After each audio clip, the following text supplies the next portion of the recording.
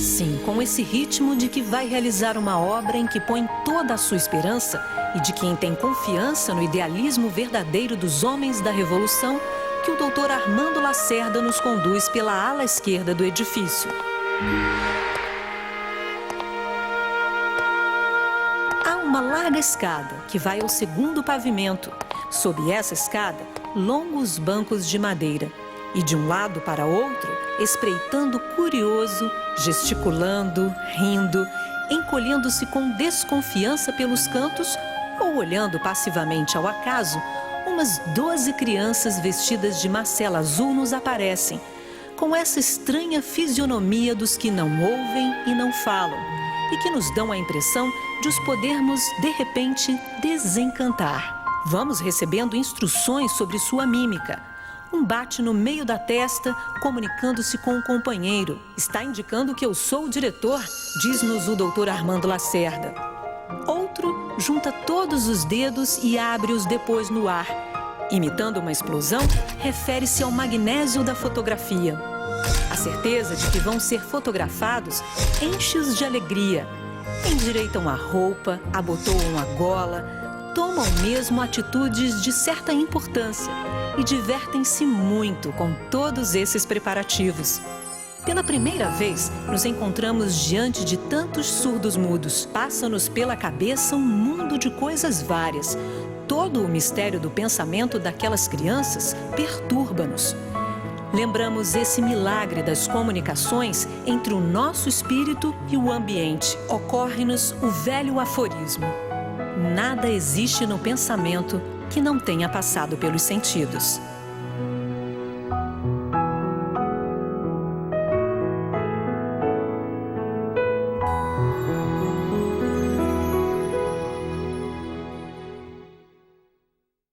Na realidade, a gente tem uma compreensão do esforço do Império Brasileiro, da figura do Imperador Pedro II, de aproximar o nosso território brasileiro das luzes, né, desse efeito do iluminismo, das luzes, né, da criação de vários institutos em relação aos surdos. Ele compreendia que, para o Império Brasileiro, seria importante essa aproximação com esse movimento, com essa ideia iluminista de trazer luzes, enfim. E, naturalmente, com as próprias condições também, contando favoravelmente com as condicionantes históricas do campo da educação de surdos. Nós tínhamos como uma referência muito forte aqui, tudo, né, girava em torno da França, a cultura francesa, enfim. E lá na França tinha um grande instituto, que é o Instituto Nacional dos Jovens Surdos de Paris. Então é de lá que veio o fundador, o idealizador dessa instituição, que era um surdo francês, professor, que veio e apresentou um relatório já em junho de 55, né, um relatório ao imperador com a intenção de criar um instituto nos moldes dos institutos franceses, né? E a discussão que tinha nesse relatório, se seria privado, se seria público, se haveria uma participação do próprio império, como apoiar bolsistas, alunos eventualmente menos favorecidos, enfim, socialmente, economicamente, e assim começa essa bela história, um documento que é uma carta desse surdo francês, em 55, propondo ao imperador que apoia a iniciativa e forma uma comissão com o Marquês de Abrantes, Marquês de Olinda, para acompanhar essa criação do que hoje nós chamamos de Instituto Nacional de Educação de Surdos. Na altura, chamava-se Colégio para Surdos Mudos de Meninos e Meninas. Na realidade, o Instituto começou dentro de um colégio, né, de um casal francês chamado Vassimon. Era uma turminha dentro dessa escola, desse colégio deles. Mas havia talvez uma desconfiança ou uma dificuldade ali que a gente pode compreender dos pais e das famílias matricularem seus alunos nesse instituto. Um instituto dirigido por um surdo francês, né? Talvez houvesse um pouco de estranhamento e a gente precisa colocar essas questões no contexto da educação pública na altura no século XIX, né? Segunda metade do século XIX, década de 50, 55, 57, quando essa discussão estava em pauta a criação dessa escola, né? Para que a gente também não se distancie e fique só tentando compreender o Instituto fora do contexto da escolarização, a quem se destinava, quem ia para as escolas públicas ou privadas, né? Nós começamos no primeiro ano com 2 alunos, já no final, em novembro, entrou mais um. Então, aquilo era tudo sempre muito lento, né? Essa consolidação dessa ideia de uma escola público-privada para a educação de meninos e meninas surdos. Um outro desafio, que foi um desafio que mais para frente, até infelizmente desfavorável para as meninas, é ser uma escola mista, porque na realidade a marca era a surdez, mas não era comum no século XIX escolas mistas, você tinha escola de meninos e escola de meninas. Agora, uma escola de meninos e meninas era um desafio para a compreensão da época, porque essa marca de gênero era uma coisa muito forte, né? Bom, o E fica aqui até 61, né? Ele tem algumas dificuldades aí com o Marquês de Abrantes, com o Marquês de Olinda, com essa comissão inspetora. Há um momento muito difícil, quando o E vai embora, que aponta quase que um fechamento da instituição, até que um professor, que era professor também do Pedro II, que estava viajando pela França, fazendo uma viagem pela Europa e tal, ele recebe um comunicado seguinte: olha, dá uma olhada aí nos institutos franceses, como é que é a educação de surdos, quando você voltar ao Brasil, então você vem nos ajudar aí a dar um encaminhamento a essa instituição. Aí o Magalhães Couto volta e ele fica dirigindo um pouco o Instituto, mas também as coisas também não conseguem fluir direito, até que um médico importante do Império, o Dr. Tobias Leite, vem como interventor para poder entender o que estava acontecendo e fica 28 anos como diretor do Instituto. E ele realmente faz história. A gestão do Dr. Tobias, assim, organiza a instituição.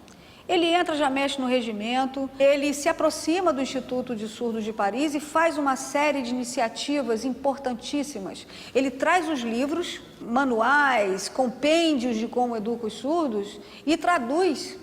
E faz reprodução, 600, 700 cópias, e devolve para as províncias daqui do Império. O Dr. Tobias tinha essa visão nacional dessa responsabilidade do Instituto, né? Muito interessante isso. Ele achava que era pouco para tamanho investimento, né?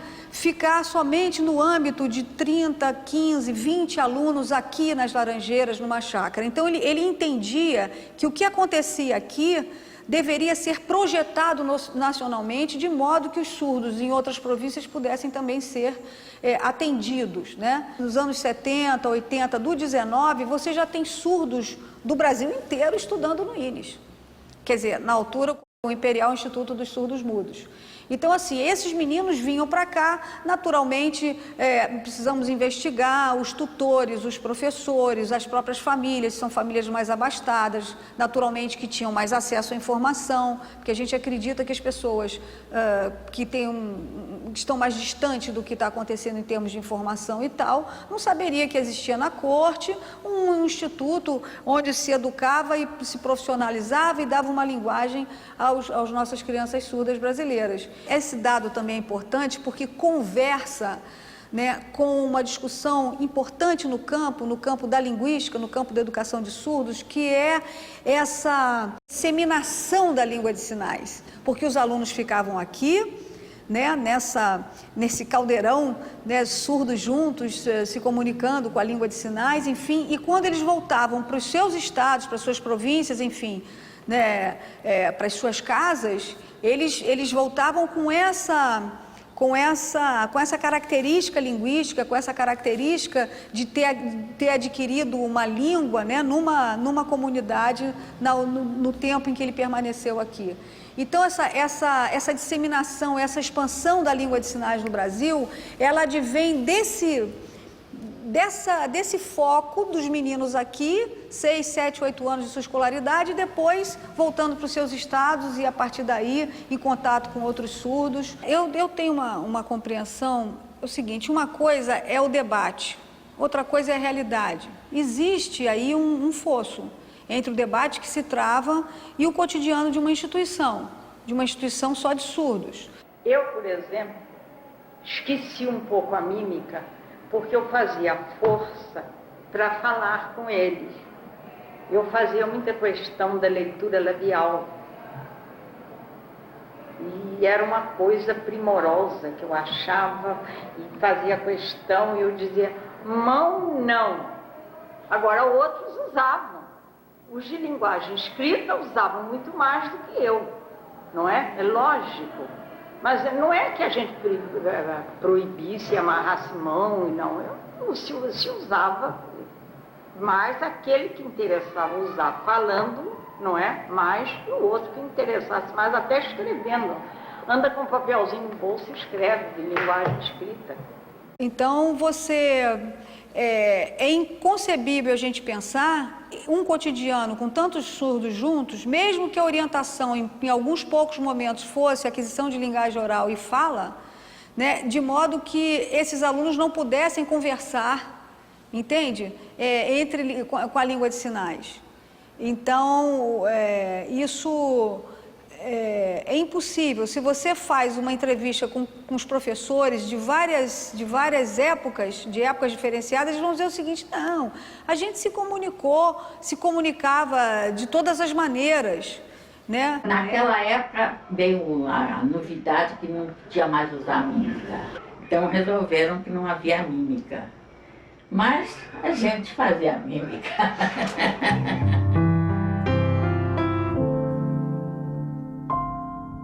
Você vê a experiência de método oral puro, né, como veio numa deliberação aí de um congresso que teve em Milão em 1880, na Itália, né, indicando, olha, a melhor condução para a educação de surdos é conduzir pela aquisição de linguagem oral, os sinais isolam, etc, etc, etc. Era oral, era oral. Era linguagem oral. Oral. Agora tinha a parte escrita. A parte escrita tinha sempre que se dar. Mas isso ali no âmbito da sala de aula, porque nas oficinas, no campo e no dia a dia, no internato, na hora de dormir, os surdos sempre se comunicaram com a sua língua, que hoje é reconhecida, né? Como língua, segunda língua reconhecida no Brasil, língua brasileira de sinais, fruto de uma luta política enorme deles. E hoje nós temos aí não essa língua entrando na mediação ou na adesão maior ou menor de um professor. Hoje ela é legal. Então o ensino é bilíngue e a língua de instrução é a língua de sinais, fruto de um processo histórico enorme deles e, naturalmente, de professores que aderiram a essa perspectiva. Com a chegada do Dr. Tobias Leite no Instituto, o Instituto ganha uma outra configuração. Ele traz uma série de benefícios para o Instituto, inclusive na gestão dele, já nos anos 60, do século XIX, 68, salvo engano, que o Instituto passa a funcionar com sede própria aqui já na Rua das Laranjeiras, né? Porque anteriormente nós começamos em Botafogo, nesse colégio desse casal francês, né? Da Madame de Vassimon e o senhor Vassimon, e depois tivemos na Ladeira do Livramento, num outro endereço também em Botafogo, até que ficamos aqui já no final dos anos 60 do século XIX. Nós estamos aqui, naturalmente o prédio, ele era bem menor, um neoclássico menor, depois foi sofrendo obras até que, com a configuração que tem hoje, foi na década de 10, na primeira década, né, já do século XX. Mas o Dr. Tobias, ele realmente traz essa consolidação de uma instituição imperial de surdos, na gestão dele, nessa longa gestão dele, em tudo aquilo que ele aposta, né? Não só na publicação de livros, mas também a aproximação da instituição com a sociedade.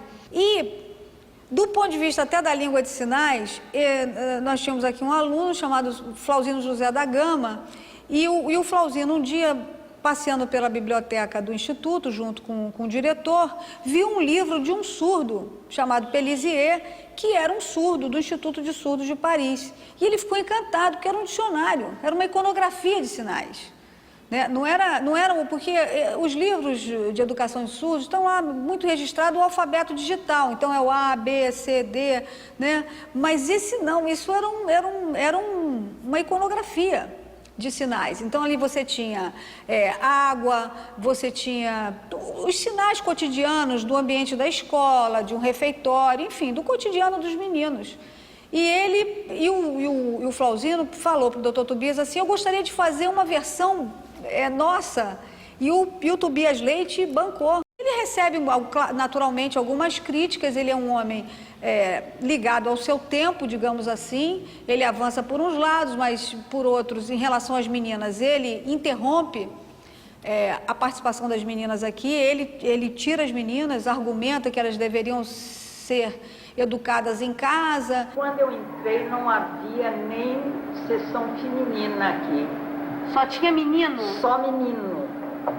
Parece que em 35, se não me engano, em 35 é que foi criada uma sessão feminina. Mas não tinha. Um outro debate que se travou aqui entre o Dr. Tobias e o Menezes Vieira, que era um professor também de ponta, era em relação à natureza do ensino, né?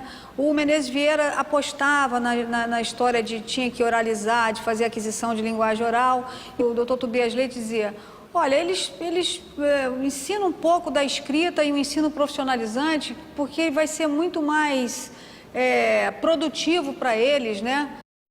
Porque os alunos tinham aqui oficina de encadernação, que era considerada, quando eu entrei para cá, a melhor oficina do Rio de Janeiro. Era a oficina de encadernação feita pelos surdos. Tinha sapataria também, né? Sapataria, alfaiataria e encadernação. Desenho e modelagem. Desenho também, os desenhos aqui eram primorosos. Agora, eu lamento isso sinceramente. Não haver um instituto, pode ter se modernizado como escola, mas como um todo, como uma instituição para dar profissão ao surdo, perdeu. E aí tinha marcenaria também. Marcenaria também. Marcenaria, que eles faziam móveis muito bem feitos aqui. Eu dei todas as matérias e eu meti o nariz em tudo lá no instituto. Eu ia nas oficinas, ia ver como é que eles trabalhavam, em todas as oficinas. Não sei se ainda funciona. Não, infelizmente não. Tinha a sapataria, tinha a marcenaria, tinha a encadernação. Que era muito boa, né? E a encadernação, De como é que qualidade. se diz, ganhava, os meninos ganhavam, né? Então o Instituto caminhou nas suas gestões, nas suas administrações. Depois Tobias Leite sai, né? E depois entra outro diretor e outro, e cada um com a sua, digamos assim, com a sua marca. Tivemos aqui um momento, talvez esse que a gente chama historicamente de República Velha, em que a gente identifica aqui um diretor que ficou quase esse período, um momento em que o Instituto sofreu algumas críticas no seu dia a dia. E em 30, com a chegada de Getúlio, nós temos aí um diretor, o Armando Paiva de Lacerda, né, que ficou aqui até 47, de 30 a 47, e que foi um diretor muito querido pelos alunos. Eu me lembro que falavam, alguns funcionários falavam mal, que não havia isso, que os meninos ficavam julgados, se quisessem estudar, estudavam. Com o doutor Armando, não. Ele não era de disciplina rígida como Melo Barreto, mas os alunos tinham por ele, assim, uma afeição, um respeito, né? Era uma coisa diferente. O doutor Armando é uma pessoa, quer dizer, eu sou suspeita, mas é uma pessoa que era boa para qualquer pessoa. Ele subia aquele morro para tratar de servente doente. Enfim, o doutor Armando deixa aquela marca, sai um pouco de maneira intempestiva. O cunhado dele era o Trifino Correia, que era, como se diz, amicíssimo do Prestes, Luiz Carlos Prestes. Quando o Luiz Carlos Prestes saiu da prisão, ele hospedou o Luiz Carlos Prestes, o doutor Armando. E aí é que... Aí ele sofre uma delação, e ele acaba sendo exonerado. E aí os alunos ficaram muito revoltados, fizeram um movimento muito grande aqui, porque não estavam muito, digamos assim, de acordo com outro diretor que veio substituir o doutor Armando. Eu acho que ele foi um bom diretor, ele fez muita coisa. E no meio dessa confusão, uma professora que era funcionária do Ministério da Educação é chamada para vir como interventora no meio dessa crise política e administrativa. E faz história, que é a professora Ana Rímoli de Faria Dória. Ela vem convidada, né, para tentar resolver e acaba sendo confirmada como diretora. E aí é uma virada dos anos 50, você pega aquele início da política nacional, o suicídio de Getúlio, aquele momento complicado, e pega os anos dourados do Juscelino. Então, essa é a gestão da dona Ana, que acompanha a presença do Anísio Teixeira exatamente quando ele esteve à frente do INEP, né?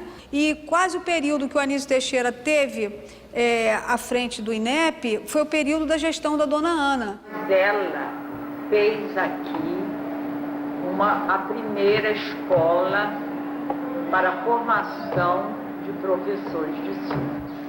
Foi um curso normal. Curso normal para professores, né, de surdo. E aí, realmente, são os cursos que já o doutor Tobias apontava lá atrás, olha, temos que apostar na formação de professores, o doutor Armando também, mas isso só se consolidou nos anos 50. As professoras vinham do Brasil inteiro, ficavam aqui, entravam aqui jovens com 14, porque elas faziam um curso normal. E esse curso normal era de 3 anos, né? Tinha o curso de especialização, que era 1 ou 2 anos, mas tinha um curso normal também. Então, eles ficavam aqui, depois retomavam para os seus estados. Então, a gente tem registro aí no final da gestão da dona Ana, que o Instituto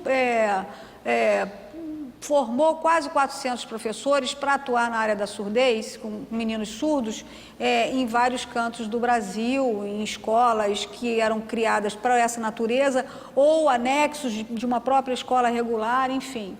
Mas é um boom da educação de surdos. E aí vem a era das campanha de alfabetização da educação de surdos. Essa gestão da dona Ana também projeta um instituto, vai consolidando o Instituto como um centro de referência, né? Quando você forma essas pessoas todas, né? E ela tinha uma preocupação muito grande de divulgar o trabalho, então aproximava a imprensa e alguns programas de televisão também ela ia e mostrava aí o trabalho realizado aqui no Instituto. Nós somos identificados regimentalmente como um centro de referência nacional na área da surdez. Mas isso não é a frieza de um decreto. Nós fomos nos consolidando centro de referência nacional na área da surdez, nesse processo do Instituto, desse diálogo com a sociedade, formação de professores, de educação direta aos meninos, indireta, viajando, formando, produzindo material. Hoje, o Instituto, além da educação básica, nós temos educação superior, temos um curso bilíngue de pedagogia e agora estamos assumindo uma ação do programa Viver Sem Limites, que é um grande programa aí da atual presidente da República, né? E um item desse programa, uma ação desse programa, nós vamos realizar, que são os cursos à distância de pedagogia bilíngue para formar professores no Brasil inteiro, assim como queria dona Ana e já pensava o Tobias Leite, né? Para contribuir na formação de professores dentro dessa perspectiva hoje de ensino bilíngue. Hoje a língua ela é reconhecida e você tem hoje um aparato tecnológico que só favorece. Porque quando você fala em ensino bilíngue, você está dizendo que o aluno vai ter grande parte do seu cotidiano escolar acesso a conteúdos curriculares em língua brasileira de sinais. E vai voltar para casa para estudar. Mas aonde? Num papel? Num caderno? Num holograma em que você faz assim? A língua ela está no espaço. Como é que você registra isso? Então, quando você tem essa tecnologia hoje, eu vejo os meninos surdos nos seus celulares pequenos, né, se comunicando, conversando. Eles não têm mais aquele constrangimento de pedir um ouvinte, assim, dá para você ligar para minha mãe, o sujeito liga lá e faz e se comunica com língua de sinais e também em língua portuguesa, né, e com a sua autonomia, porque a tecnologia, ela ampliou essa possibilidade. O que é um tablet hoje? As escolas com ouvintes estão apostando nos tablets. Imagina uma escola de surdos, em que o menino vai para casa e ele pode gravar a aula do professor e chega em casa e vai estudar naquela língua e também na língua portuguesa. E nós também estamos nesse rastro de tecnologia entendendo o seguinte, ainda que o INES tenha feito todo esse trabalho, nós temos muito, digamos assim, anacronismos no Brasil. Você tem comunidades de surdos isolados, tristes, famílias constrangidas porque não conseguem conversar com seus filhos, crianças, adolescentes tristes porque não há comunicação com a família. Então, nesse sentido, a gente está apostando na criação de uma mídia que a gente está chamando de TV INES, né? De modo que a gente possa gerar uma programação de entretenimento, do mundo da cultura, do entretenimento, da educação, com criação própria deles, para eles e para todos, né? Em língua de sinais e legendado. Então, é a acessibilidade total, é a inclusão social, cultural e digital, porque ele também, ao manipular esses instrumentos, ele está também se alfabetizando desde pequenininho nesse mundo que se descortina tecnológico impressionante aí. Então, realmente é um momento muito favorável e o Instituto vem acompanhando, o desafio é muito grande, não é uma coisa simples, tudo isso é muito complexo, mas a gente busca acompanhar e seguindo, acompanhados de figuras que passaram pelo Instituto, o Dr. Tobias Leite, o Dr. Armando Lacerda, a professora Ana Rímulo e outros tantos gestores, professores surdos. Nós estamos acompanhando e bem acompanhados historicamente, no sentido de seguir buscando aquilo que se fala de conforto linguístico, conforto existencial, conforto de você se saber entendido, né, e se fazer entender.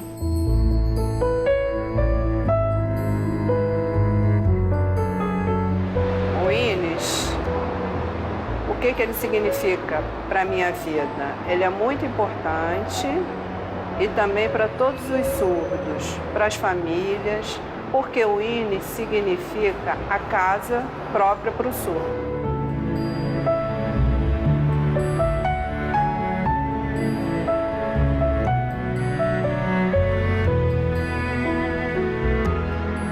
Eu entrei no INES em 1993, como aluna no 6º ano, e gostava muito de vir para cá. Antes não tinha Libras nas escolas que eu estudei. Então, quando eu entrei para cá, eu comecei a aprender realmente, a adquirir conhecimentos, as aulas eram boas, eu conseguia avançar. Agora eu já tenho um filho que é surdo, e aí eu matriculei aqui no INES igual a mim, porque eu já sei que aqui ele vai ter língua de sinais e é bom.